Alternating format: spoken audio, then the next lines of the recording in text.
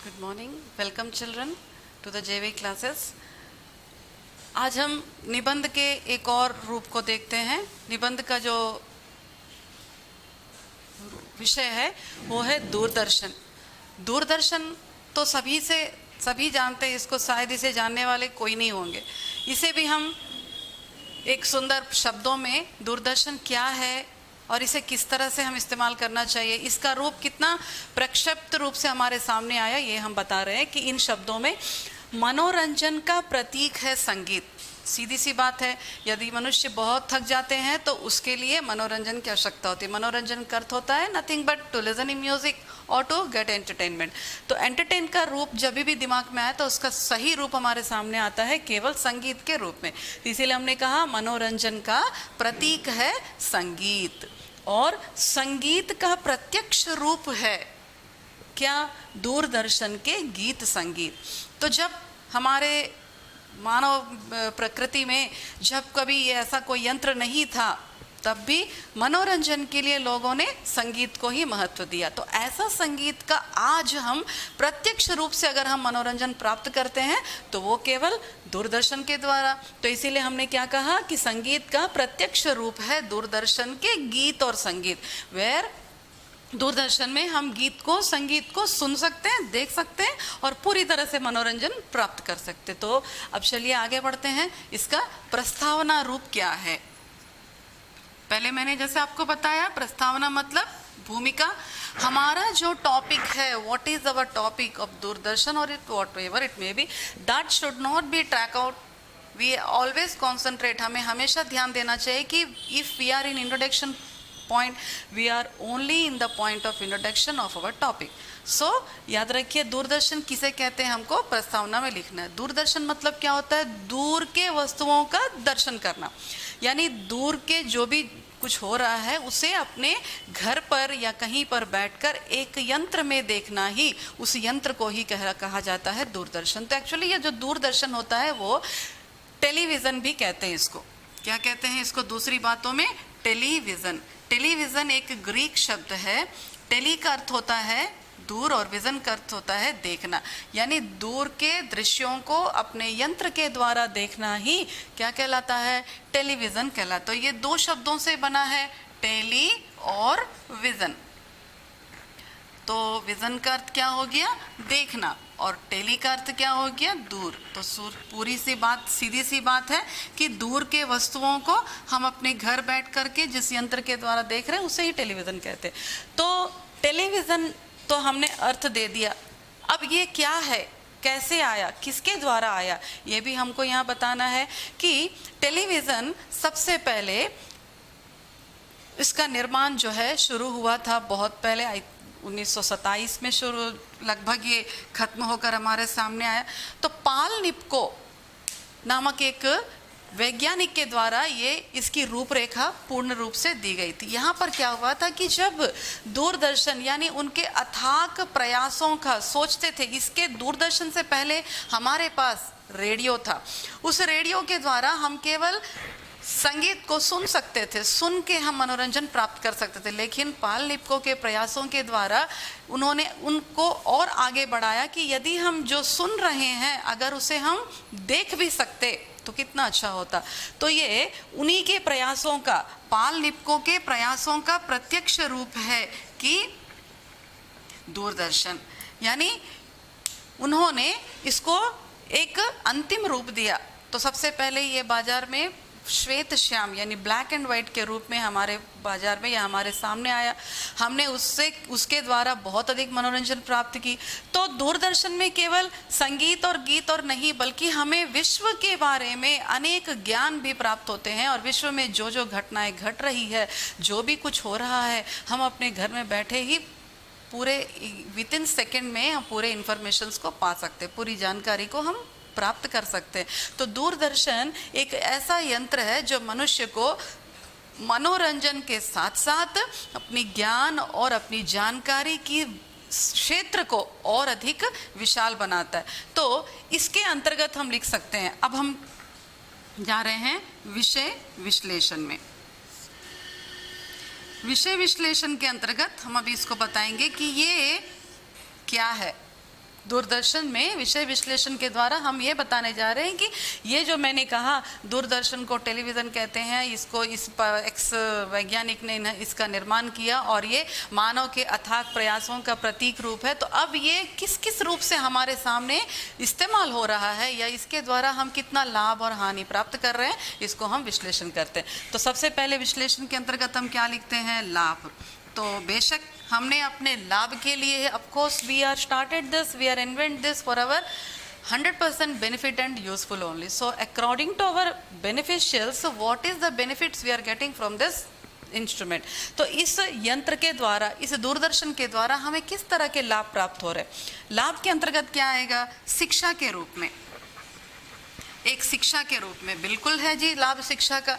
आज हम दूरदर्शन में अनेक ऐसे चैनल प्रसारित होते हैं जो हमें गणित के बारे में, विज्ञान के बारे में, भूगोल के बारे में और इतिहास के बारे में, this means what, maths, science, geography and history, and even though some रहस्य, some secrets which are in hide of our eyes, उस चीज़ों को भी हम इसके द्वारा प्राप्त करते, कुछ चैनलों के द्वारा प्राप्त करते। यदि हम इसका सही इस्तेमाल करें तो ये दूरदर्शन अभी हमें किस क्षेत्र में लाभ दे रहा है? शिक्षा के क्षेत्र में हमें लाभ प्रदान कर रहा है। तो अगर हम इसका सही इस्तेमाल करें तो घर बैठे ही, बिना किसी दूर गए, बिना कहीं गए, हम क्या कर सकते हैं? अपनी शिक्षा को बढ़ा सकते हैं, अपने ज्ञान को और अधिक विशाल बना सकते हैं। तो ये है शिक्षा के क्षेत्र में लाभ।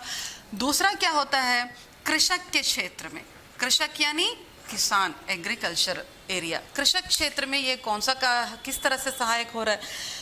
जो भारत देश है वो कृषि प्रधान देश है, तो ऐसे कृषि प्रधान देश के लिए इस यंत्र का कितना लाभ प्रदान हो रहा है, इस दूरदर्शन का कितना लाभ उस किसानों तक जा रहा है, ये हम देखते हैं। तो कृषक में यहाँ इनको आधुनिक तरीके से किस तरह की पैदावार को बढ़ाया जा सके, आधुनिक तरीकों को, आधुनिक तकनीक को अपनाते हुए अपने फसल को किस तरह से रक्षा किया जा सके, किस तरह से मौसम की अगर तेर बदल होती भी है तो किस तरह से हम अपनी पैदावार को सुरक्षित कर सकते हैं या पैदावार को बढ़ा सकते हैं, इन सब की जानकारी इसके द्वारा उनको प्रदान की जाती है। यानी किसानों को ये दूरदर्शन भी एक गुरु के रूप में काम करता है। उनको अधिक ज्ञान प्राप्त हो रहा है कि उनकी उन फसल को, यदि मान लीजिए उनके फसल को कुछ कीटाणु होते हैं तो उन कीटाणुओं को कीटाणुनाशक कौन सी दवाई दिया जाए तो उनके फसल की रक्षा होती है। इन सब की जानकारी उन्हें इन चैनलों के द्वारा दी जाती है। तो कृषि क्षेत्र में हमें लाभ है। उसके बाद क्या आएगा? और कौन सा क्षेत्र में हमें लाभ प्राप्त होता है? एक तो शिक्षा के क्षेत्र में, दूसरा कृषक के क्षेत्र में। अब आता है वैद्य क्षेत्र में, वैद्य या फिर स्वास्थ्य। वैद्य मतलब मेडिसिन और स्वस्थ मतलब health. These are both are very near and nothing but each other is the two part of coin.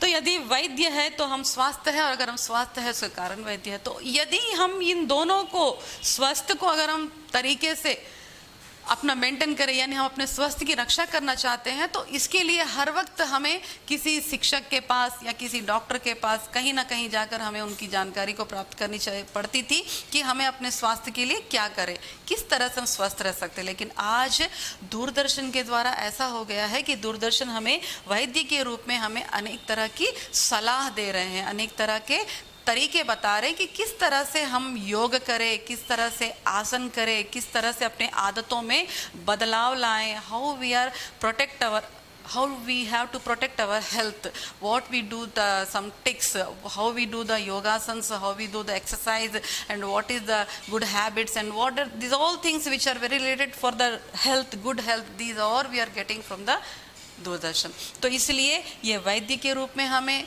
उपयोगी है, स्वस्थ के रूप में हमें उपयोगी है। यानी हमें जो लाभ प्राप्त है हर क्षेत्र में दूरदर्शन के द्वारा हमको लाभ प्राप्त हो रहा है। अब हमें जानकारी, जानकारी मतलब क्या होती है? समाचार। हम घर बैठे हमारा सरकार जो दिल्ली में बैठे हैं या फिर राज्य सरकार जो राज्य के मुख्य क्षेत्रों में बैठे हैं, उनकी गतिविधियां क्या है, वे क्या सोच रहे हैं, जनता के लिए वे क्या कर रहे हैं, किस तरह की योजनाओं को वो दे रहे हैं, इन सब की जानकारी हमको दूरदर्शन से आसानी से प्राप्त हो जाती है। यानी हमारे सरकार देश के लिए या राज्य सरकार राज्य की प्रजा के लिए कौन कौन सी योजनाएं बना रहे हैं, जिसके लिए हम कितना उससे लाभ प्राप्त कर सकते हैं, इन सभी की जानकारी हम घर बैठे दूरदर्शन के द्वारा प्राप्त कर सकते हैं। तो what is this point, by the news what our government, the state और the central governments are doing for the people and what is the plans and agendas are going to implement and how we are implement and how we are use and get benefit from that government areas sectors utilizes plans and actions, we all informations getting from this channel.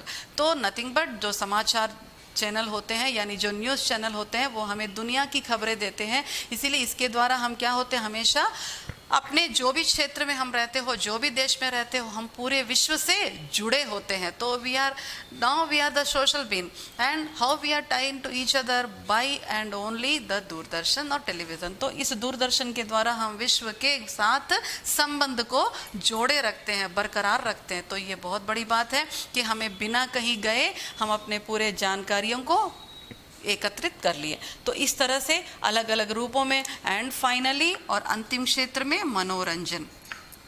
तो इतना ज्ञान प्राप्त करने के बाद मनोरंजन के लिए मनुष्य को कहीं दूर जाने की आवश्यकता नहीं है। अगर मानव अपने काम से बहुत थक जाता है तो बेशक उसको मनोरंजन की आवश्यकता होती है।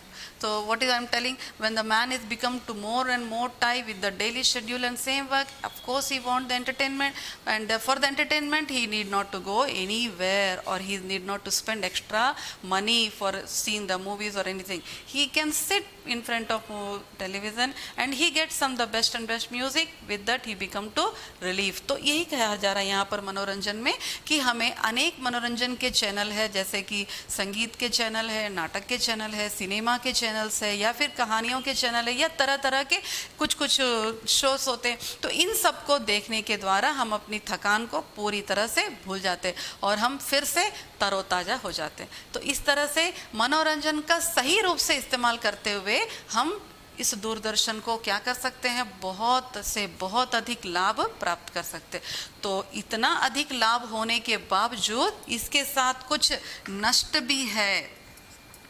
क्यों? हर वस्तु की एक श्वेत और एक श्याम यानी पॉजिटिव और नेगेटिव दोनों रूप होता है। तो उसी तरह दूरदर्शन का जितना लाभ है उतना नष्ट भी है। ये केवल हमारे हाथों में होता है। नष्ट क्या है? यदि हम एंटरटेनमेंट को यानी मनोरंजन को ही अधिक से अधिक महत्व देते चले जाएं तो ये हमारे लिए बहुत अधिक नष्टदायक होगा। ऐसा मनोरंजन के जो कार्यक्रम होते हैं वो इतने आकर्षित होते हैं, इतने अट्रैक्टिव होते हैं कि हम अपने काम को, अपने समय को भूल जाते हैं।